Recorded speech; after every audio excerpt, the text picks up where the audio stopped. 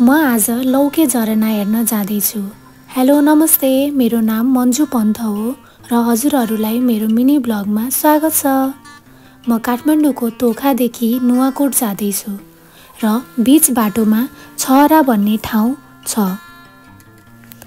छहराबाट 2.5 kilometre उकालो चढेपछि लौके झरना जाने बाटो आउँछ। म अहिले लौके झरना जाने बाटोमा छु। यो सिडीबाट 300 मिटर अगाडि हिँडेपछि लौके झरना आउँछ। मान्छेहरू फ्यामिलीसँग विकेन्ड मनाउन आउनुभएको थियो। लौके झरना ठुलो हाइटमा भएको कारणले बाटोबाट झरना देखिरहेको थियो र मान्छेको भिड पनि थियो। म फाइनली लौके झरनामा आइपुगेँ। हजुरहरूले पनि हेर्न सक्नुहुन्छ लौके झरना। धेरै नै राम्रो र मेस्मराइजिङ नेचुरल ब्युटी थियो। मलाई त झरना हेरेर कस्तो आनन्द आइरहेको थियो। पानी पनि चिसो चिसो थियो।